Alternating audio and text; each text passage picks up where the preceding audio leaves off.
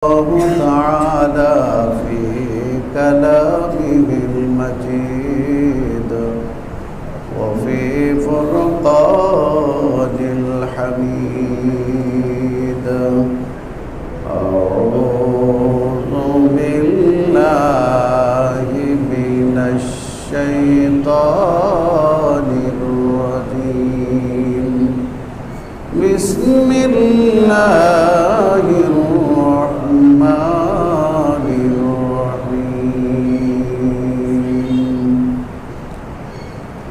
ما كان محمد أبا أحد من رجالكم ولكن رسول الله وخاتم النبيين وكان الله بكل شيء عليما. إن الله وملائكته يصلون على النبي يا أيها الذين آمنوا صلوا عليه وسلموا تسليما. وقال تعالى قل إنما أنا بشر مثلكم يوحى إلي أنما إلهكم إله واحد. وقال رسول الله صلى الله عليه وسلم أنا خاتم النبيين لا نبي بعدي. صدق الله مولانا العظيم وصدق رسوله النبي الكريم ونحن على ذلك من الشاهدين والشاكرين والحمد لله رب العالمين.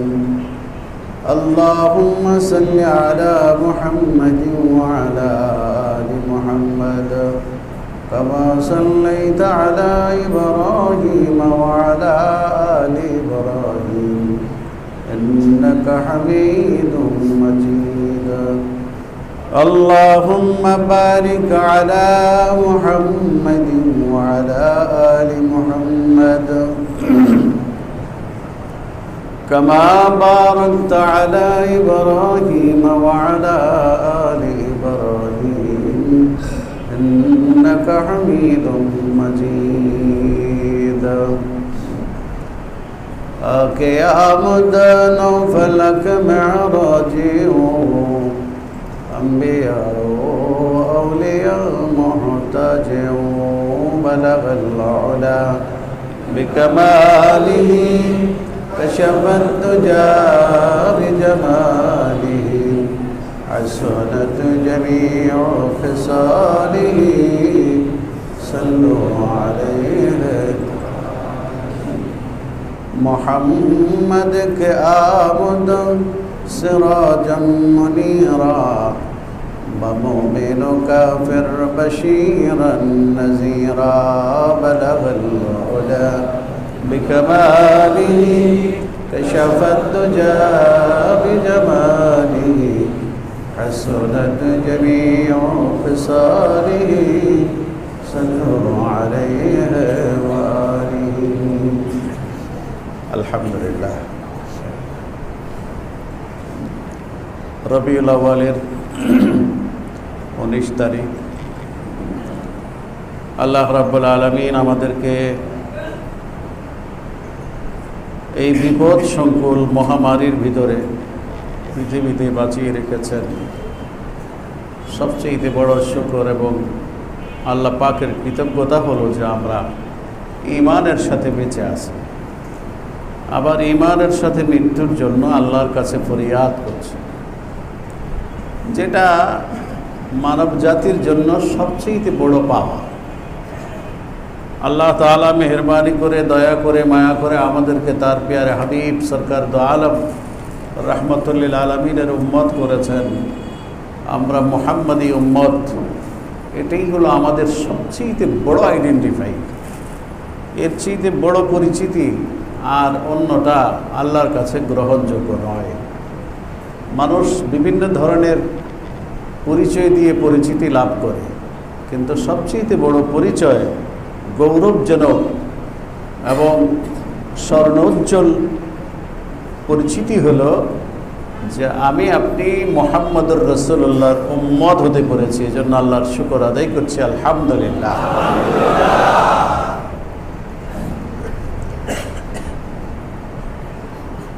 আল্লাহ তাআলা মুহাম্মদ সাল্লাল্লাহু আলাইহি ওয়াসাল্লামকে এমন ভালোবেসেছেন,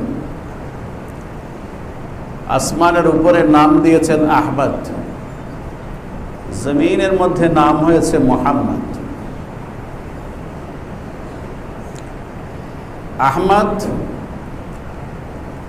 আর মুহাম্মদের মধ্যে পার্থক্য কি? মুহাম্মদ চির প্রশংসিত, আহমদ অনেক অনেক অনেক বেশি, যার কোনো লা হাদ্দা লাহু, যার কোনো পরিসীমা নাই, এই পরিমাণ আল্লাহর প্রশংসাকারী। এটার নাম হলো আহমদ। হাদিসে পাকের মধ্যে এসেছে, আল্লাহ রাব্বুল আলামিন ইরশাদ করছেন, এটা হাদিসে কুদসি, যে আল্লাহ তাআলা বলেন, পৃথিবীর কেউ যদি আমার প্রশংসা আর একজনেও নাও করে, মুহাম্মদুর রাসূলুল্লাহ সাল্লাল্লাহু আলাইহি ওয়াসাল্লাম আমার সৃষ্টি, তিনি আমার যে প্রশংসা করেছেন এটাই আমার জন্য যথেষ্ট। সুবহানাল্লাহ, কি কথা! এমন একজন মহামানব, এটা সৃষ্টিকুলের জন্য একটা গৌরব, অহংকার। এটা 1000, 2000, 1 কোটি, 2 কোটি বৎসরের জন্য নয়, অনন্তকালের জন্য গৌরব।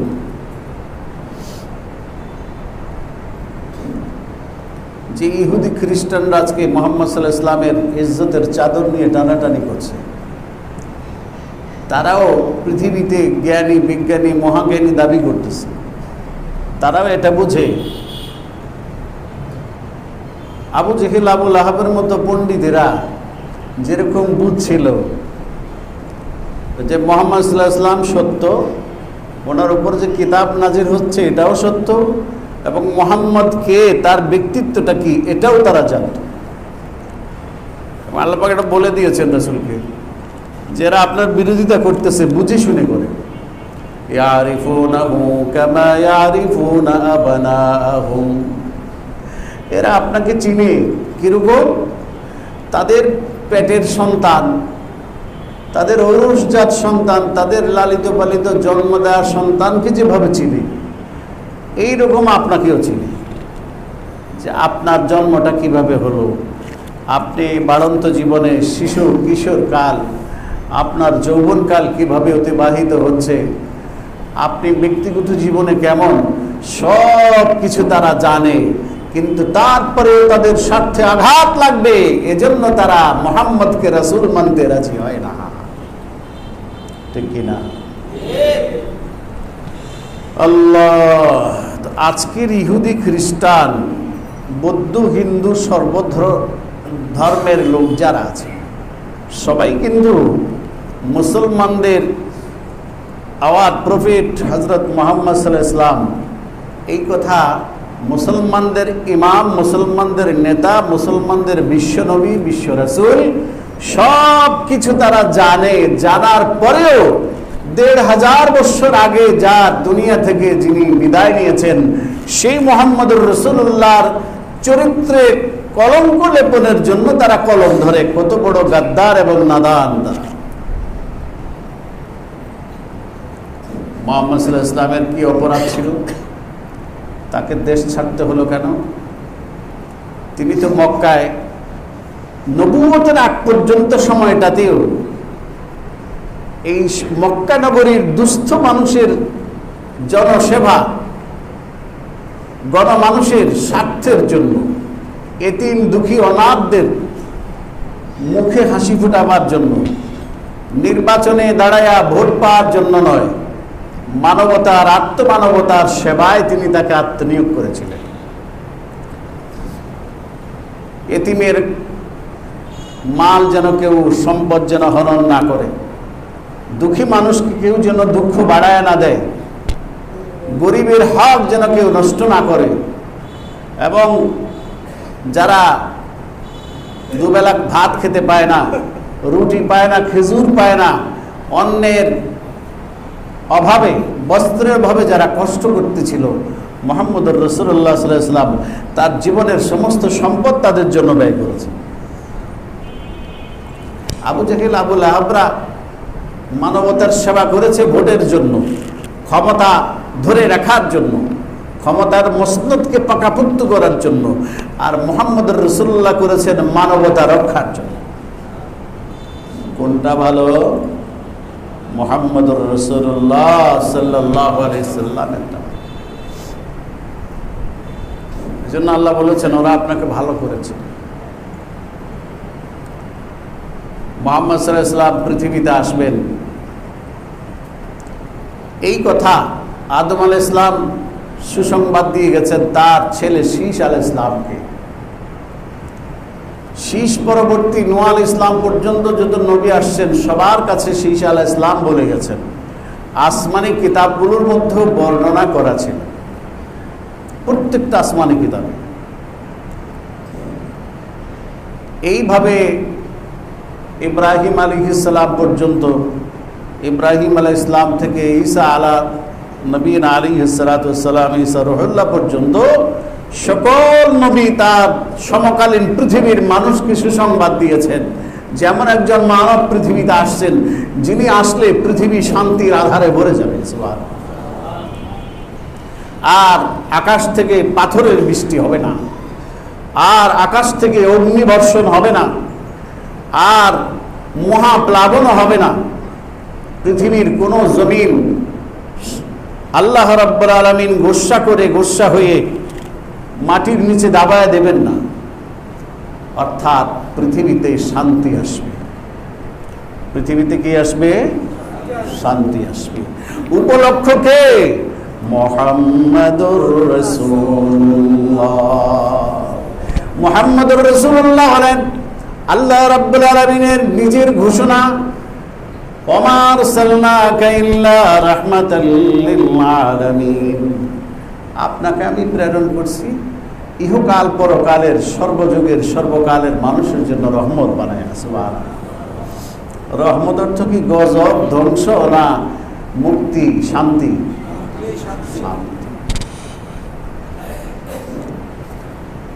মুহাম্মদুর রাসূলুল্লাহ সাল্লাল্লাহু আলাইহি ওয়াসাল্লাম সম্পর্কে তারা যত কটূক্তি করুক, যত বকাবাদ্য করুক, যত ব্যঙ্গ করে চিত্র আঁকুক, মুহাম্মদুর রাসূলুল্লাহ সাল্লাল্লাহু আলাইহি ওয়াসাল্লামের চিত্র কল্পনা জগতে গিয়ে আঁকতে পারবে, কিন্তু আমাদের প্রিয় নবীর কোনো ছায়া ছিল না।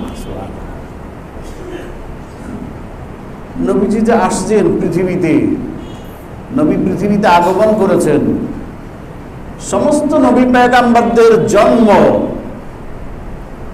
আল্লাহ রাব্বুল আলামিন এমনভাবে তাদেরকে পৃথিবীতে প্রেরণ করেছেন যে সারা পৃথিবীর মানুষ, সর্বকালের সর্বযুগের মানুষ আল্লাহ পাকের এই কুদরতি ফয়সালাকে নিজের ব্রেনে ঢুকাইয়া এটার সুন্দর সলিউশন দেওয়ার ক্ষমতা কারো নাই।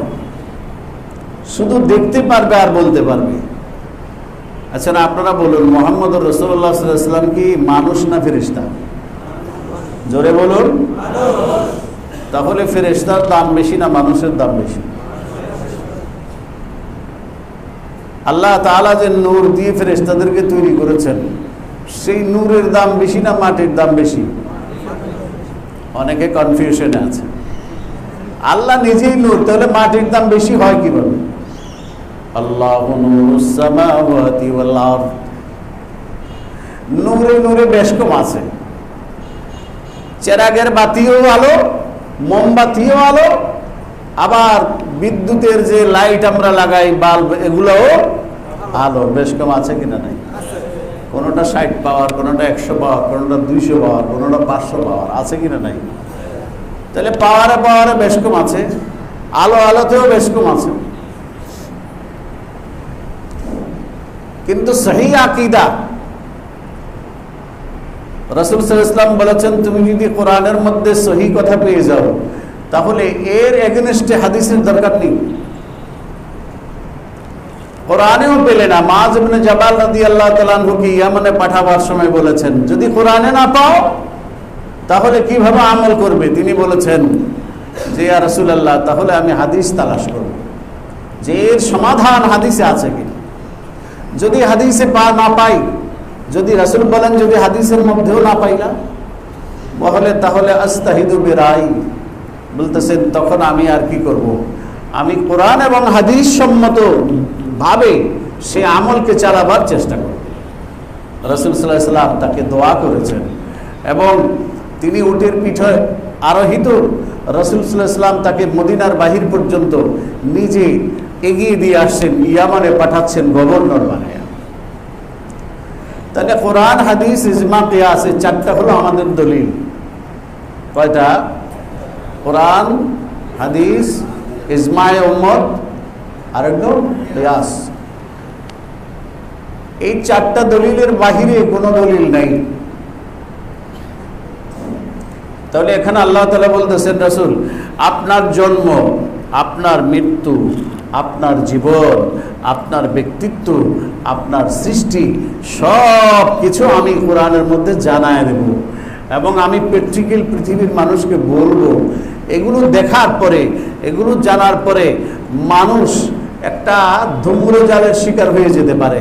এজন্য আসল কথাটা আমি আসমান থেকে জানায় দিচ্ছি, আপনি নিজের মুখে বলবেন, কুল ইন্নামা আনা বাশারুম মিসলুকুম, বলুন হে রাসূল আমি কিন্তু তোমাদের মতো মানুষ, আমি ফেরেশতা নয়। আমি কি নয়? আবার আগুন দিয়ে বানানো সেই জিন জাতির মধ্য থেকে, সেই জিনের যা জিন্নাতের মধ্য থেকেও নয়। আমি মানব কুলে, মানব জাতির মধ্যে আল্লাহ তাআলা আমাকে প্রেরণ করেছেন। আমিও আদম সন্তান। তাহলে নবীদেরকে নিয়ে বাড়াবাড়ি করা নিষেধ, কারণ নবীরা হলেন আল্লাহ পাকের একেবারে স্পেশাল মানুষ। এদেরকে আল্লাহ নিজের ইউনিভার্সিটিতে লেখাপড়া করাইয়া, শিক্ষিত বানাইয়া, তাদের ইহকাল পরকালের সকল জ্ঞান আল্লাহ দিয়ে তাদেরকে দুনিয়াতে পাঠাইছে। দেখুন ইব্রাহিম আলাইহিস সালাম, তিনি জন্মগ্রহণ করেছেন গুহার ভিতরে। কোথায়? একটা পাহাড়ের গুহার ভিতরে তার জন্ম। হযরত মুসা আলাইহিস সালাম, তিনি জন্মগ্রহণ করেছেন একটি কুঁড়ের ঘরে। আর মুসা আলাইহিস সালামের মা খুব চিন্তিত হয়ে গেলেন যে সকালবেলা খবর পেলেই ফেরাউন আমার বাচ্চাটাকে নিয়ে জবাই করে নীল নদে ভাসায় দেবে। এই জন্য আল্লাহ তাআলা ওনার অন্তরের মধ্যে ওহী প্রেরণ করলেন। এটা এক প্রকারের ওহী। ওয়া আওহাইনা ইলা উম্মি মুসা, মুসা আলাইহিস সালামের মাকে বলে দিলেন, তুমি একটা বাক্স বানাইবা, ওই বাক্সের ভিতরে তোমার ছেলেকে ভইরা বাক্সের মুখ ভালো করে লাগাইয়া নীল নদের মধ্যে ভাসায় দিবা। এখন এটা স্বপ্নের মাধ্যমে উনি দেখলেন। স্বপ্নের ঘুম থেকে জেগে তিনি হতচকিত হয়ে গেলেন, আল্লাহ এটা কেমন করে করবো? আমার জাদু বাঁচবে? এই নীল নদের যে উত্তাল তরঙ্গমালা, যে ঢেউ, পর্বতসমূহ, এই ঢেউয়ের মধ্যে আমার বাক্স যাবে কোথায়, ছেলে যাবে কোথায়? আমি আমার জাদুকে হারায় যাব। এজন্য তিনি খুব চিন্তিত ছিলেন। আল্লাহ রাব্বুল আলামিন আবার জানায় দিলেন, চিন্তা করো না, বাক্স এটা তুমি বানাইতে পারবে না। এটা বেহেশতের কাঠ, বেহেশতের তক্তা দিয়া, বেহেশতের আপনার এই তার কাটা দিয়া, বেহেশতের জ্বালাই দিয়া বানাবো। এটার ভিতরে কোনো পানি ঢুকবে না এবং এটা চলবে উল্টা, যেদিকে স্রোত যাবে তার উল্টা চলবে। সুবহানাল্লাহ। আর একটা হলো, এই বাক্স বানাবার জন্য যে মিস্ত্রি দরকার পৃথিবীর কোথাও পাওয়া যাবে না। এই জন্য আমি মিস্ত্রি পাঠাবো। সুবহানাল্লাহ। সব দায়িত্ব কে নিছেন? কারণ পয়গম্বর কার? নবী মুহাম্মদ রাসূলুল্লাহ সাল্লাল্লাহু আলাইহি ওয়াসাল্লাম যদি মানুষ না হবেন তাহলে ওনার মৃত্যু হলো কেন? আল্লাহ পাক কোরআনের মধ্যে পরিষ্কার জানায়া দিচ্ছেন, ইন্নাকা মাইয়িতুন ওয়া ইন্নাহুম মাইয়িতুন। আপনিও মৃত্যুবরণ করবেন, আপনার সমস্ত উম্মত, দুনিয়াতে যত মানুষ প্রাণী আছে সবাই মৃত্যুবরণ করবে। মৃত্যুর হাত থেকে কেউ রক্ষা লা ইয়াবকা ইল্লা ওয়াজহুহু। যেই ফেরেশতা মৃত্যুর কাজে নিয়োজিত আজরাইল আলাইহিস সালাম, এই আজরাইলও মৃত্যুর হাত থেকে রেহাই পাবে না, সবাইকে মরতে হবে। এজন্য সব নবীদেরকে আল্লাহ স্পেশাল ভাবে এমন ভাবে তৈরি করেছেন, সৃষ্টি করেছেন, যে এটার জন্ম বৃত্তান্ত শুনলে সবাই পেরেশান হয়ে যায়। পেরেশান হওয়ার কিছু নেই, তারা তো মহামানব নয়, মহামানবের উপরে। সুবহানাল্লাহ। এই অতি মানবগুলো যারা মহামানবের উপরে সিরিয়ালে অবস্থান করছেন, এরা হলো আম্বিয়া আলাইহিমুস সালাম, নবী রাসূলগণ।